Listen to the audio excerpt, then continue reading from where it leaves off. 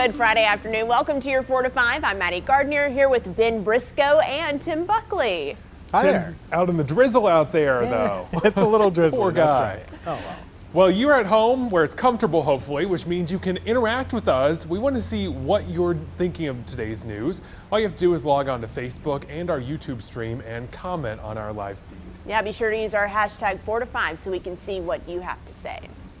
Let's start with our top story today. It's a big one that's got all the parents talking. The Guilford County School Board approved a phased re-entry plan for all students. Let's break this down for you. Pre-K through second grade will return to classrooms on October 20th, and then a week later, grades 3 through 5 will come back to school. Middle school students will return for 2 days of in-person learning each week. That also starts on October 20th for 6th grade students, and then October 26th for 7th and 8th grade. Students will be divided into 2 groups based on which days they will attend. Now, high school students will follow the same guidelines as middle school students, but they won't return to the classroom until January 20th. All school bell schedules will be pushed back as well to allow buses extra time to pick up and drop off students. Well, plenty of you have had something to say on our Facebook page today about this reentry plan. Lysandra wrote, "Woohoo! Might have been in daycare since this happened, so I am ready." Janet is worried though, saying, "I would hate to see these kids get it. I just pray they understand how to social distance and wear a mask."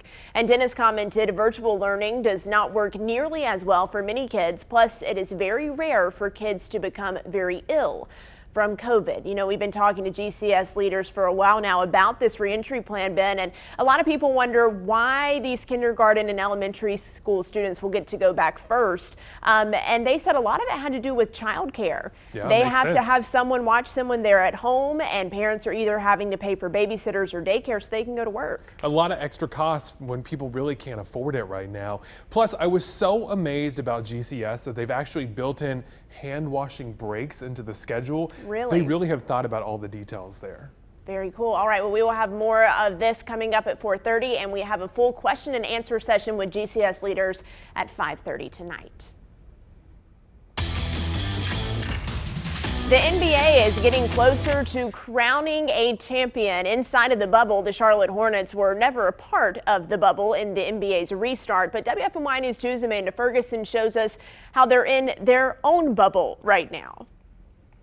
The Charlotte Hornets were not one of the 22 teams invited to Orlando to play in the NBA's restart. The team hasn't played together in 6 months until this week. Now teams are able to create their own bubble environment, playing together in one place. The Hornets stay at the same hotel, get daily coronavirus tests, and practice at the Spectrum Center. Head coach James Borrego says he didn't have any expectations on what his team would look like coming into this. I didn't really know what the players would look like, to be honest. We haven't seen each other in 6 months in this type of setting. So really today was about evaluation, taking it slow, kind of seeing where we're at.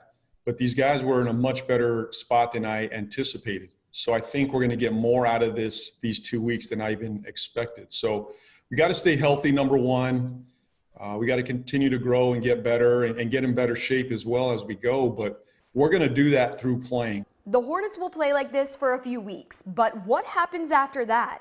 There's not a plan right now. Looking ahead, the NBA draft is set for November 18th, and the Hornets have the 3rd pick. Our state saw a drop in the number of new coronavirus cases yesterday, but the daily total, it's still pretty high. We saw about 1,700 new cases today. That brings our state total to over 204,000 since the pandemic started. Now, a big chunk of those folks have recovered, about 176,000 according to the state's latest report. And as of today, there are currently 903 people in the hospital battling the virus. More protests and arrests in Louisville overnight, with many people still upset that the officers who returned fire at Breonna Taylor's apartment were not charged in her death. This morning, Breonna Taylor's family spoke publicly for the first time since the grand jury's decision. I hope you never know the pain of your child being murdered 191 days in a row. Tamika Palmer. I am so sorry So sorry you got to go through this. What kind of sham grand jury proceeding was this? Breonna's legacy will be that black women life matters too. Protests are expected to continue tonight. Taylor's family wants the state attorney general to release the transcripts of the grand jury proceeding. Justice Ruth Bader Ginsburg's casket arrived on Capitol Hill today, where she became the first woman to lie in state at the U.S. Capitol. Now, only one other Supreme Court justice has received this high honor. That was Chief Justice William Howard Taft, who also served as the nation's 27th president. Next week, Ginsburg will be buried in a private ceremony at Arlington National Cemetery. Our state is getting ready to host another political candidate next week. Democratic vice presidential nominee Kamala Harris is set to visit Raleigh next Monday. Harris is expected to talk about what is at stake with this election and the next Supreme Court pick. This comes after both President Donald Trump and Joe Biden visited Charlotte earlier this week. It's one of those afternoons right now. It's not pouring. Really, most of that is done with us, but we have this light mist and drizzle and fog too, which has settled in. That's going to continue through tomorrow morning. Want to show you what it looks like outdoors. Here's the view over downtown Greensboro. Notice the temperature only 62 degrees and the clouds, they have been low enough at times to obscure part of the skyline. Move over to Winston-Salem. Our weather camera there is much taller on top of the Winston Tower. You can't see a thing. That is a satellite dish, yes, but it is firmly in the clouds right now. Low clouds, fog, drizzle. That's going to be the name of the game for tonight and your Saturday morning as cool air is hanging on in our area, but all the organized rainfall kind of done with at the moment. I'll keep an eye on things. Generally, the risk has shifted to our south and east. In our southern counties, you may still be clipped by some of those storms in northern South Carolina, but overall, we're mostly looking at fog and drizzle for the rest of tonight and into early Saturday. By Saturday afternoon, some slow but steady clearing is likely, so the morning, not a good time for outdoor activities, but the afternoon, you might start to see a break in some of those clouds. Similar story for Sunday, looking a little bit more hospitable outside to finish up the weekend. Here's my plan for tomorrow. Clouds and fog and drizzle, pretty likely, and it could linger through as late as 11 or 12. After that, we'll start to get rid of any rain chances, and that's when that peak of sunshine or two could sneak in and brighten up our sky. Of course, all of this is from Tropical Storm Beta. It's weakened now, but that's what's bringing us this rain and drizzle at the moment. We will be warming up as we get into the second half of the weekend. Temperatures will be near 80 degrees for Sunday and into Monday. By the middle of next week, we'll have to keep an eye out for possible thunderstorms. Some of them could be strong, especially Tuesday into Wednesday. We'll keep you posted. Well, let's turn now to your 4 to 5 roundup. Duke Energy will return to standard billing and payments in October. This will affect nearly 130,000 people. The company suspended disconnects and offered payment plans starting in March in light of the economic impact of the pandemic. Duke says they want to remind customers that there are other payment options and financial assistance available. So if you need help, call Duke Energy. And they want you to watch out for disconnection scams. Duke says if you get a phone call from someone asking you for payment, hang up and call them directly. Don't call the number that called you back. Look up the number for Duke Energy and call it. Well, fans will soon be allowed back at Charlotte Motor Speedway. Governor Cooper's plan to open large outdoor venues at 7% capacity begins just in time for the Bank of America Roval 400 on Sunday, October 11th. Now, because of the capacity limit, no additional tickets will be sold for this race. They will be taking temperatures at the gates, spreading fans out in the stands, and requiring face masks unless you are eating or drinking. The Pac-12 will start playing football again on November 6th, following the Big Ten and overturning their decision to postpone the season until spring. The conference secured daily COVID-19 testing for athletes. The season will only have 6 games and a championship in December. The Pac-12 men's and women's basketball seasons can begin on November 12th. More than 256,000 cordless saws sold at Lowe's are being recalled for laceration hazard. The 2 different saws are made by Cobalt. The company says the 40-volt lithium-ion 8-inch cordless electric pole saw can run after the user releases the trigger.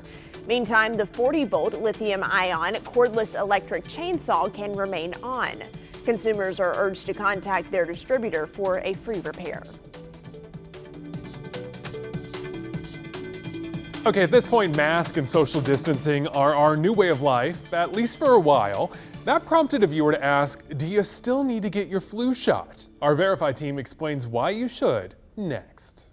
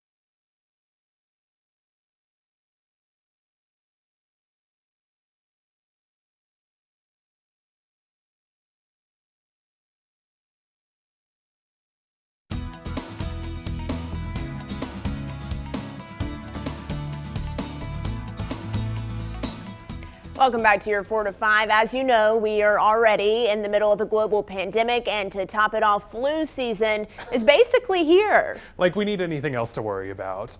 But it does mean that your flu shots could be more important than ever before. Our Verify team breaks down why. We got this question from viewer Matt S.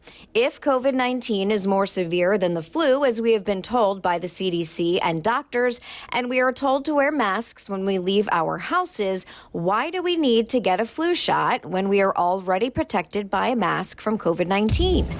Matt does make an interesting point. If we're already working to avoid the spread of the virus, is it worth getting the shot?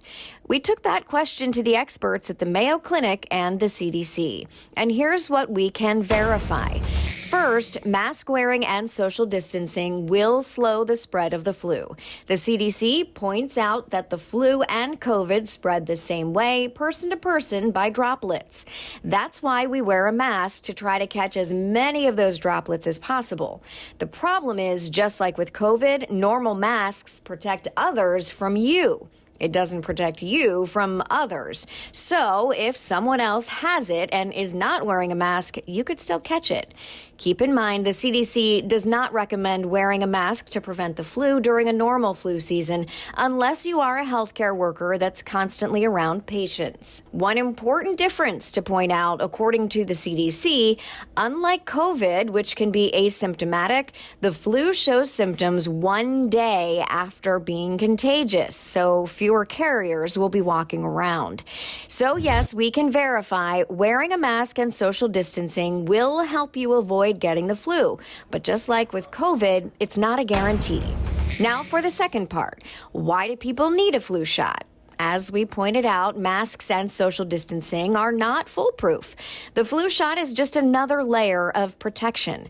CDC data shows that last year's flu vaccine was only about 45% effective. But even for the people who still got the flu, studies show that it lessened the severity of their symptoms. Bottom line here, health experts recommend getting the flu shot. The Mayo Clinic calls it, quote, your best bet for avoiding influenza. Matt was right about one other thing, though. COVID-19 is more severe than the flu. But that does not mean influenza is not dangerous. As many as 740,000 people were hospitalized by the flu last year. Doctors say since it would contribute to fewer cases and milder symptoms, getting the vaccine will help conserve resources for those hospitalized with COVID-19.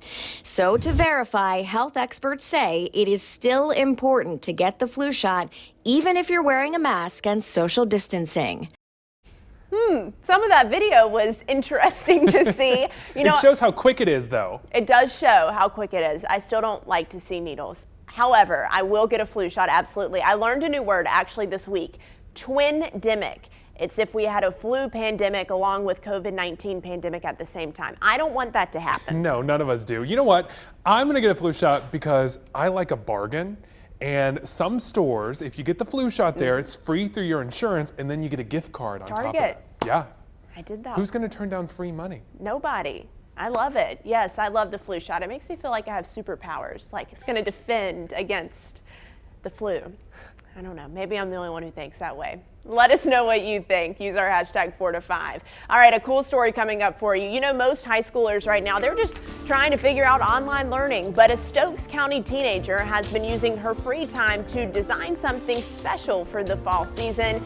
You'll want to check this out. It's next.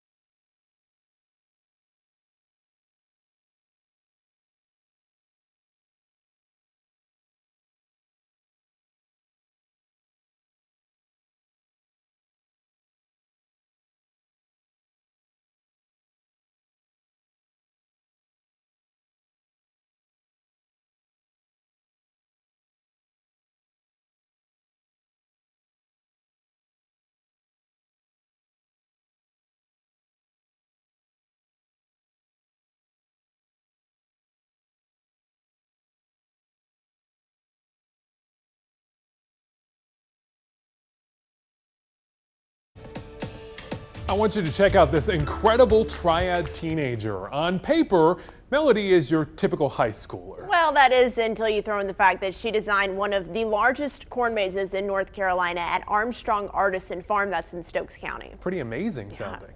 WY News 2's Brian Bennett caught up with the farm owners, Austin and Jessica, who guide you through how the maze came to life. I go to church with Austin and Jessica, and we've been family friends for a while. They're really close, their whole family is to us. So it was really just kind of natural for Melody to step in. He actually asked me this summer, it's like, hey, do you have any ideas for the corn maze? And I was like, I can try. So we took her design that she had worked with, which had a lot of good parts. We tweaked it a little bit because we have cut some out so we can make it workable. All in all, Melody designed 3 designs for the maze.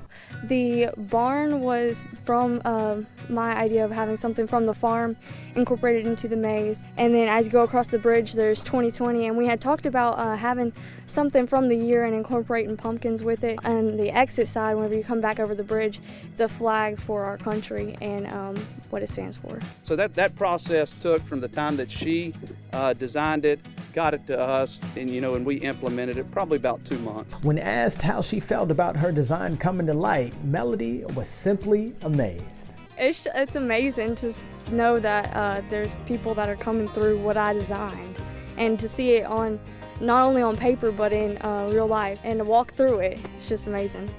Speaking of walking through it, I couldn't pass up on the opportunity.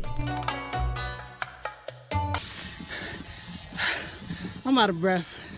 I don't know where I'm at. Lord Jesus. If you come to the maze, you're gonna get a workout. That COVID-19 extra 15, wipe it away. You can try your luck Friday and Saturday at the night corn maze from 7 to 11. That is, if you're not too chicken. Great job, Brian. That was awesome. It's a long maze. I'm impressed. I was very shocked at how many different designs she was able to get into that, and I want to know how long it took them to get the corn down. A long time. You know, my favorite part about corn mazes, though, is that it's an activity with a built-in snack. You're going to eat the corn off the stalk. Guilty. I know you're probably not supposed to, but it's thinking, so good. It's nature. I don't know. I mean, I would take a snack with me. That's actually what I was thinking about when Brian was walking through it and saying it was a long time. I was like, I would need a snack to get through that. For sure. And maybe some hot cider or something. Yeah, stay warm. All right, well, check it out. We'll have more for you on WFNYnews2.com. We'll be right back.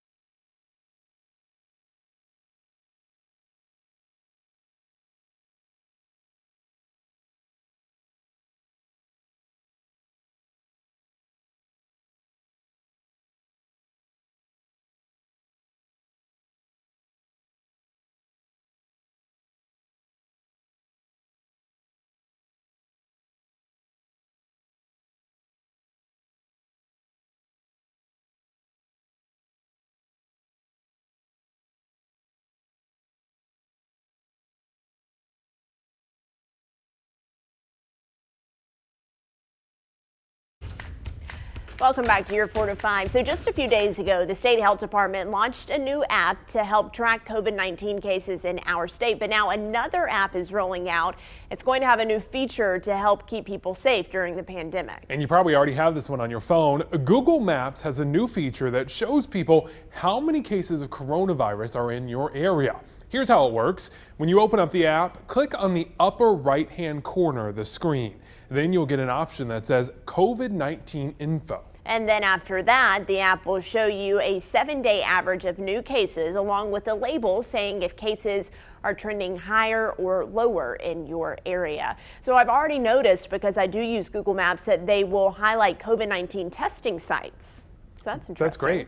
I think the more information you can get, the better, especially from these apps that people already have on their phones. Yeah, and what I like about this is it's not taking any of your information. This is just based off what the state health department or the county health department is reporting to Google. And with the Slow COVID NC app that we talked about there at the beginning, it's not taking any personal information as well. So that gives me that added level of security. A good example too of that private-public partnership I think we need to make it through this. Good call. All right, Tim, is it going to clear up anytime soon? Because I hate the drizzle. Please. You can keep asking, but it won't change it, even if you ask nicely. There's no clearing today. There will be some clearing tomorrow, but you still have to be really patient. I think the afternoon on Saturday is our next best chance to see at least some peaks of sunshine. Sunday's looking like a better day. But in the meantime, good amount of rain still falling across North Carolina as a whole. Just had a confirmed tornado, actually, in the Myrtle Beach area. You can go to my Facebook page and see some video from that storm. Not something we will have to worry about. That storm threat is mainly for eastern North Carolina right now. We will see lingering clouds, a lot of fog, and a lot of mist and drizzle for tonight, for tomorrow morning. By the afternoon tomorrow, that's when some of that sunshine could start to peek out a little bit. But in the meantime, like I mentioned, just some light rain, misty drizzle, kind of annoying as we go into tonight. That's the weather for us. The tropics are still quiet, and they should stay that way over the next 5 to 7 days. Good news there. 7-day forecast getting warmer for Sunday into Monday. Do want you to keep an eye out, though. Some rough weather could be headed our way Tuesday of next week as a cold front slides on by. You're watching the 4 to 5 on a Friday.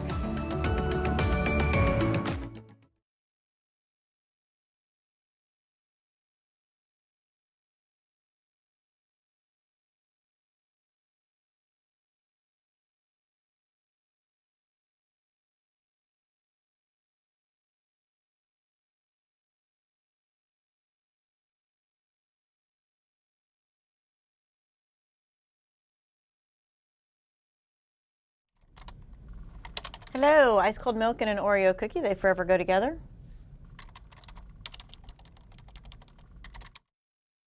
But Delta, exactly. Sure, we are talking about Guilford County Schools approved a phased re-entry plan for students. Hey, hey, hey, it's Friday, everybody. It's Friday. I'm having computer troubles, but it's okay because it's Friday. You know how that goes? Hi, hello, hey, am I in the studio? Or, oh my word, what am I talking about? I'll figure it out.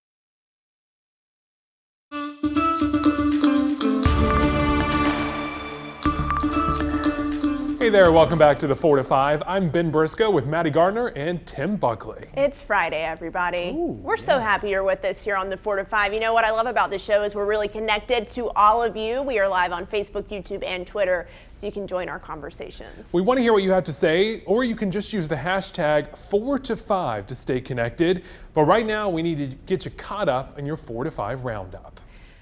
And we'll jump right in. Guilford County Schools approved a phased re-entry plan for students. The school board approved the superintendent's proposal. Let's break it down for you here. It brings pre-K through 5th graders back full-time on October 20th. 6th grade students will start on October 20th too, but only for 2 days of in-person learning each week. The same goes for 7th and 8th graders, who will start on October 26th.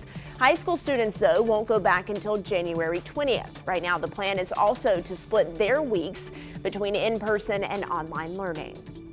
More protests and arrests in Louisville overnight, with many people still upset that the officers who returned fire at Breonna Taylor's apartment were not charged in her death. One of the 2 police officers who was shot during protest Wednesday night made an appearance at work on Thursday. Both officers are expected to recover. A 9 p.m. curfew is now in place through the weekend in Louisville. Justice Ruth Bader Ginsburg's casket arrived on Capitol Hill, where she is the first woman to lie in state at the U.S. Capitol. Justice Ginsburg is also the first Jewish person to lie in state. Only one other Supreme Court justice has received this high honor, and that was Chief Justice William Howard Taft, who also served as the nation's 27th president. She will be buried in a private ceremony at Arlington National Cemetery next week. All right, so we've had a lot of cooler days lately, Tim Buckley. Yes, a lot of cool weather. So my question today, I was asking folks on Facebook, what do you prefer? Do you want to get right to the cool stuff, or maybe you want some more 70s, more 80s? Oh yeah, absolutely. Okay. Some short sweater weather. We all have our opinions, and lots of people on Facebook did too. Krista Baker said she prefers 70s, sunshine, and low humidity, but she'll take the 60s over the 90s. Krista, we could be friends. I like that. Candy Ling Burke, she says, I'd take the 60s and 70s with low humidity and dew points. However, the sunshine is a must. The rain should happen only overnight, as it makes for a miserable kind of day. You see what I deal with, folks? We have the tailor-made weather. We all want that tailor-made weather. Susan says she's a summer person with the sunshine, 70s, and low humidity would be perfect. And Christine says her birthday is next week, so it's perfect timing. She loves fall weather, just not the rain. Sheila Ingold, ready for the crisp air, the fall air that is, and some mornings on the front porch, probably with a cup of coffee. And Shannon says, fall to me is wonderful. Perfect weather for outside working in the upper 60s. So you all have opinions too? Ben likes the warmth. You like the warmth. I like this transitional weather. It's my favorite part. Like right when you go into fall or right when you go into spring, it's just that excitement of something new that gets to you. But it's cooler than it normally is this time of year, I feel like. Is that wrong? Yeah, so what I was noticing is we went from like 80s and 90s straight away to like 60s. Right. So I would much rather the 70s and the 80s in between without the stickiness, so I could still wear some, shorts and stuff, but that's fine. My favorite time of year is like when I can wear shorts on the bottom but a sweatshirt on the top. Like that's perfect to me. Yeah, hoodie weather, basically. It's hoodie weather. Right? Not yet sweater weather. Sweater weather is coming. We're with hoodie weather. Say it one more time. Sweater weather. Well, why we say it like that? That's not how we talk. Yeah, I'm from Mount Airy. I don't talk like that. That's how Boston Maddie would say it. So here we go. Let's get you up to speed with your weather right now. We do still have some fog, a little mist, a little drizzle across the region, and temperatures are rather cool. We were mentioning how fall kind of arrived right away. Right now we're only in the 60s right now, 62 in Greensboro. You know it's hard to see in Greensboro, but look at Winston-Salem. Can't see anything. This is all fog. Our weather camera there is elevated at about 400 to 500 feet on top of the Winston Tower. So that's why it's in the clouds. Those clouds are that low in the sky right now. Current temperatures across the region generally in the low to mid 60s, upper 60s in the south, low 60s to the north. Here's your radar if you can kind of take a closer look at this. We have some drizzle, not that much going on locally at least. The bigger action, the bigger rain that is out in eastern North Carolina. Actually have seen a couple of tornado warnings. Yes, in South Carolina. Not really an issue for us, but something to keep in mind for friends and family down in that that neck of the woods. As we go into tonight, fog, mist, and drizzle is likely. It will linger into the first part of Saturday. So that means tomorrow, not that pretty in the morning, but as the afternoon arrives, we're lucky enough to get some peaks of sunshine developing. I do expect it should be okay by Sunday with a pretty nice finish to the weekend, right around 80 degrees. All right, I know you probably don't want to talk about holiday shopping just yet, but experts expect shoppers to begin their search for the perfect gifts as early as next week. And that's because it's predicted that 30% more people will shop online this year, and the earlier that shopping is done, the better your chances are of getting your packages before Christmas. That's not the only change that the pandemic is making to holiday spending. Deloitte predicts that more people are going to give tangible gifts instead of experiences like a vacation or a trip to the spa. And the stay-at-home lifestyle that we are becoming accustomed to is fueling an 18% growth in consumer technology sales. Now, you may have predicted that spending would fall this year because of the state of the economy, but Deloitte says staying in, not eating out, and not traveling this summer has saved Americans a lot of money that they are going to put into the holiday season. So this piqued my interest. I asked you on my Facebook page if you will change how you spend your money this year. Here's what you had to say. James said his shopping was basically done in March. James, that's amazing. Teach me your tricks. Bobby Odom says yes, he's going to change his spending. He usually likes to do his shopping at local stores the day after Thanksgiving to catch the bargains, but this year he's going to shop online only. Mary McNeely-Gann says she will still shop online, but will go out and shop for some things. And Alex Edge says Amazon shopping. That's it. He's only shopping on Amazon. They do make it convenient. It just hit me during this story that we're not going to have the same Black Friday. No, absolutely not. I love being out there in the crowd battling for that one sale. It's going to be so strange this year. You are the only person on camera right now that feels that way. You know, I got a rush from it because we did as a family growing up. That's sweet. My family did not Black Friday shop. I went one time with a friend in high school, and I never did it again because I just ended up buying things for myself and no Christmas After gifts. coronavirus, I'll take you. You'll love it. All right. So just 20 days later, and we are finally getting a look at what trampoline parks around the Triad look like now that they're able to reopen. Get Air Trampoline Park in High Point reopened back on September 5th. And although they're reopened, things look a lot different now. Only about 85 people are allowed in the building, and more deep cleaning is going on than ever before. General Manager Brian Zolkofler says they're prepared to stay open during the pandemic. Some of the parts in our company opened before us, so I think they figured this out, to the point where, hey, this is what we need to do. We have an obligation to the public to make sure that we are the cleanest and safest we can be. And if that's what we need to do, then that's what we need to do. And I think that is what we need to do. I say we had a good base to start for them, but having a good base doesn't mean that you can't get better. Get Air is using a Pine Sol spray to disinfect all the surfaces. They're doing it, get this, every 10 to 15 minutes throughout the day. You know, 2 Wants to Know is all about facts, so here's a fact right here, and it's for Maddie and for Ben. You both are awesome. Aww. That's really sweet, Tanya. Just coming in here to spread joy. I love it. Right? You can stick around. Okay, what if your boss said that to you? Oh, I love that. Yeah. I'm a words of affirmation gal. I like that. All right, so the words thank you or you're awesome or whatever are simple, and yet they carry a whole bunch of weight. Totally. Don't they?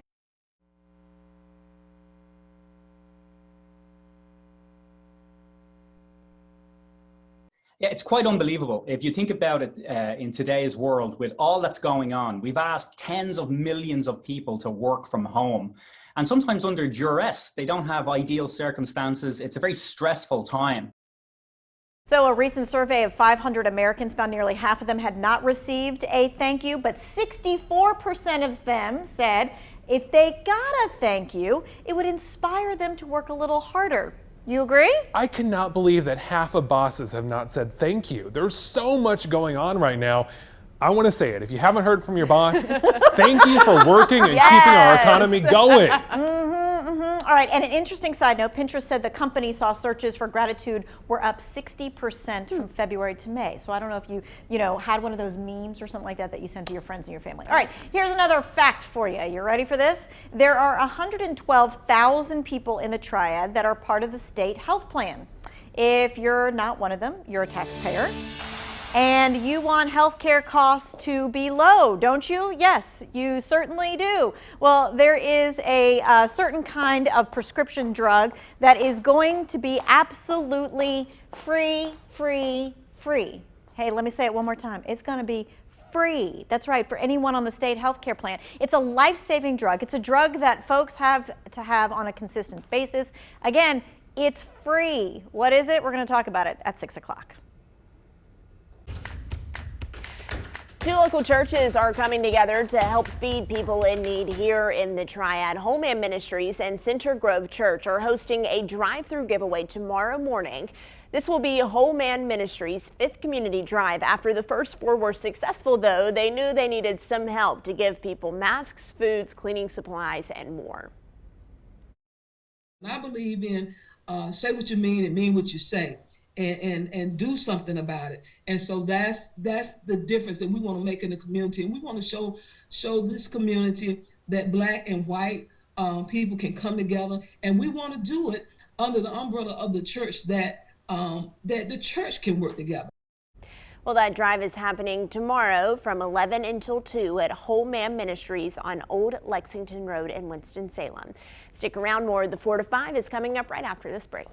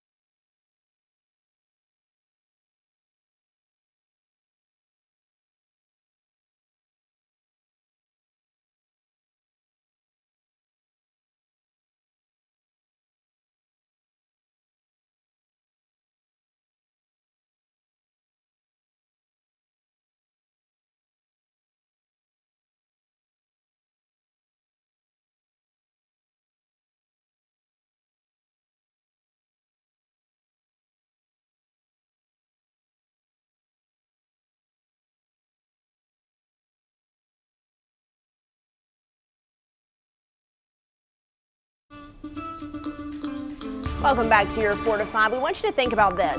How secure is voting by mail? This has certainly been a big question, a big talker as we inch closer and closer to Election Day. Absolutely, and that is why our team wanted to dig into this and get an answer for you, because a lot more people are expected to vote by mail this time around. David Scheckner found it's more secure than you may think. Is voting by mail secure? Politicians, experts, and probably All of your neighbors are talking about mail-in voting and whether or not it's a safe and effective way to vote. Voting by mail began during the Civil War when both Union and Confederate soldiers could cast ballots in their home states from their distant battlefields. It's been sort of part and parcel of elections we've for a very long time, especially uniform and overseas voters. That allowed and opened the door for really a lot of expansions in regular voters moving to vote by mail. Voting by mail has since come a long way, accounting for 25% of total votes in 2016. Currently, 5 states have mail-in voting for all elections. Opponents of mail-in voting point to double counting or voting on behalf of deceased people. But a recent Washington Post study of 3 vote-by-mail states found just 372 possible cases where this happened. That's a fraction of the 14.6 million votes cast by mail in the 2016 and 2018 general elections. Fraud certainly is possible, but it's not nearly as widespread as some make it out to be. There's this constant tension in election administration right between security and access. So the more accessible we make the system, the more opportunity there is for fraud. I don't think it is widespread. I don't think there is massive amounts of mail fraud going on. But to say there's no fraud in the system is also, disingenuous. As far as the large-scale foreign attempts at vote-by-mail fraud, the FBI have recently stated that they have not seen a coordinated fraud effort and noted how difficult such an effort would be considering the decentralized nature of U.S. elections. However, Professor Atkinson does believe the rush to expand mail-in voting this year could make the system more vulnerable. So this really shifts things in a way that's not typical. And so, we're going to expect later ballots. Look, we've seen that, many ballots in these places have gone uncounted. There's been delivery problems of ballots to the voter as well as back to the election official. So, in states that have this down, it's not a problem, but in states that aren't used to it, it's really a big change. Even with those concerns, Professor Atkinson believes mail-in voting is a good option this year due to COVID-19. The circumstances are such that, we should all vote by mail as much as possible. I mean, the system is very strong, really. Election officials, work to make sure there's integrity to the system. We have to look at this as a single moment where we have to bend our system because of the circumstances, and then we need to go back and let states evolve naturally into processes that make sense for their voters. I definitely think the experts say voting by mail is right for some people.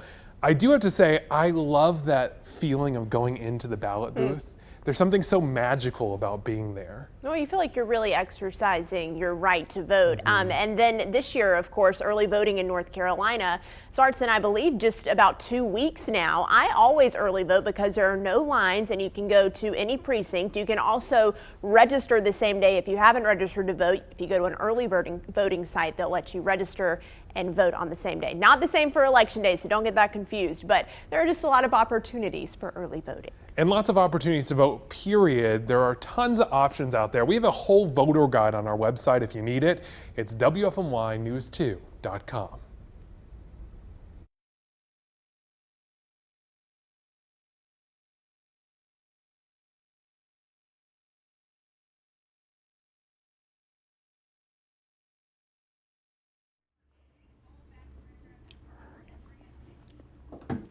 The animal of the year, it wasn't me. Oh, rats. Hello. Thank you, thank you.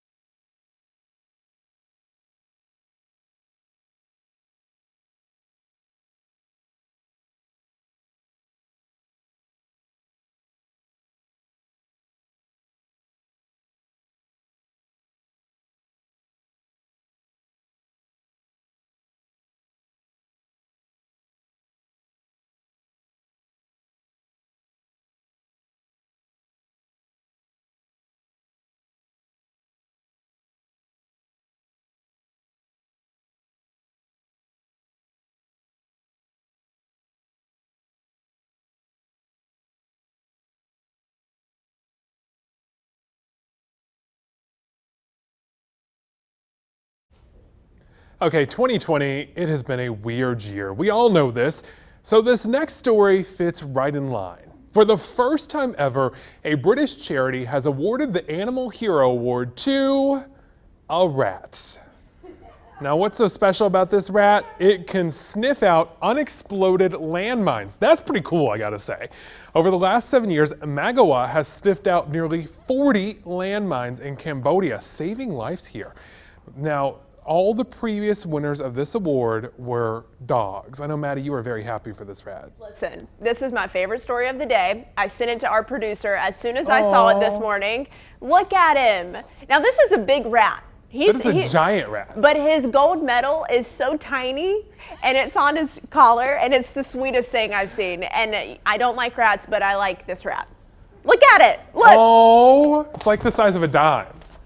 If that's not the best thing you see all day. I'm a little freaked out that they were petting the rat, though. He sniffs out landmines. Okay. Look at him.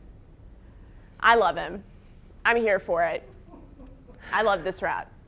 That's all I have to say. I'm gonna let you have that one. Well, tens of thousands of families now know the reentry plan for Guilford County Schools after the school board approved it last night. A closer look at the plan and reaction from teachers, parents, and students coming up on WFMY News 2 at 5. Still surprised about that rat. You know, what is he doing today with all the rain? I don't know. Who knows? Hopefully they're not anywhere close to us. Here's what I am seeing on radar right now. Looking across North and South Carolina, you'll notice a large amount of rainfall. This is really what we woke up to. The morning was the big soaker event. We picked up about 1 to 1.5 inches with that initial band. Now things have quieted down a good deal for us, but the heavier rain showers and some thunderstorms too, they're starting to really get their act together in Northeast South Carolina and also down toward the Wilmington area. Basically from I-95 closer to the beaches, that's where we're seeing more rain right now. I do want to zoom in and show you a report. This is actually from Myrtle Beach earlier. There was a tornado. This is right along the coast around 3:30 in the afternoon, a tornado hitting along the Grand Strand. Now going into tonight, what we're going to notice is just some fog and mist and a little bit of drizzle. I think a lot of fog is very likely going into the late night hours and early tomorrow morning. So some bad visibility is likely early on Saturday. But by the afternoon, we should be able to get a couple of breaks in the action, a little bit of sun from time to time, and that should improve our sky a little bit. Meantime, things are quiet in the tropics. That's good news. And in our 7-day forecast, you'll take a look at the weekend. Yes, tomorrow starts out on the gray side, but doesn't finish off too badly. Sunday would be my pick for outdoor activities. High temperature right around 80 degrees. Similar for Monday. We'll have to keep our eye out for thunderstorms on Tuesday. That's your forecast. We are coming right back.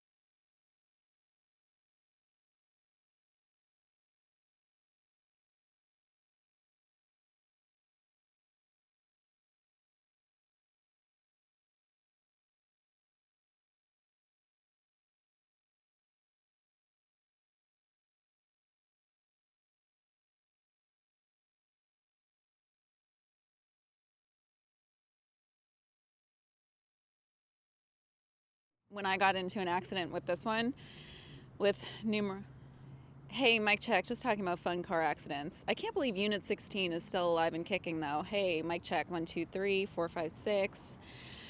Yeah, he was like, Jeff was like, I wish it was in Unit 16.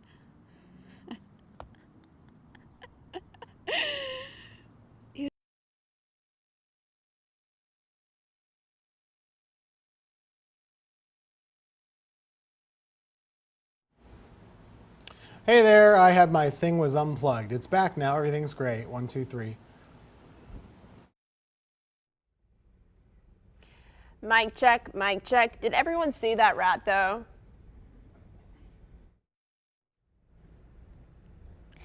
Rats. 1, 2, 3, 4, 5. 1, 2, 3, 4, 5, 6, 7, 8, 9, 10.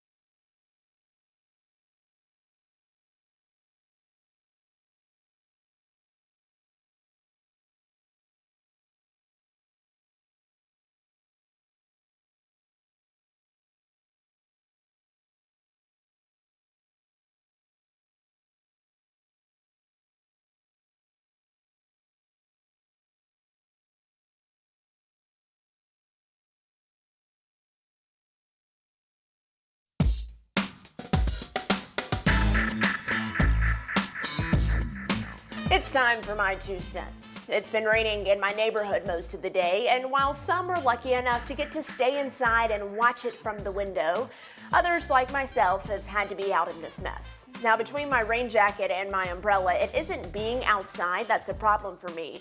No, it's driving in this weather that fries my nerves. It's as if once water starts falling from the sky, a switch flips in our brains that makes us suddenly forget how to drive. And I truly don't understand it, because shouldn't we all be extra cautious on the roads when the weather is bad? Here are my pet peeves. First things first, don't turn on your hazard lights when it rains, even if the visibility is bad. You may think you're helping the driver behind you, but really you're making it harder for that person to see when you're pressing the brakes and when you're using your turn signals. Second, turn your headlights on. That's actually the law in North Carolina. When your windshield wipers are on, your headlights should be too. Third, don't be all up on somebody's bumper. I don't care if they're going below the speed limit. It is raining outside and they're just trying to be safe. You're putting yourself and the other driver at risk by tailgating, especially in the rain. So leave some space. Fourth, why are you speeding? Why? Listen, I'm not going to pretend I've never gone a couple of MPHs over the limit, but in the rain, it's not necessary. The combination of wet roads and speed increases your chances of crashing. Fifth, put the phone down. It's not worth it. And sixth, because this happened to me this morning, if you're in a parking lot, you're inside of your car, and you see someone walking through that parking lot, let them go first. You're dry, you're inside your car. Meanwhile, I'm standing in a puddle with my hands full getting rained on.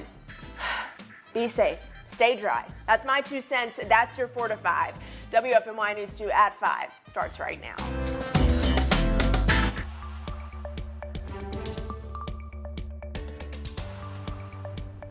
October 20th, after months of being out of the classroom, this is the date many Guilford County students will be going back to school. Last night, the Board of Education voted in favor of the GCS gradual re-entry plan, starting with pre-K through second grade students going full-time. At the same time, high school students will have to wait until at least January before they head back. A lot to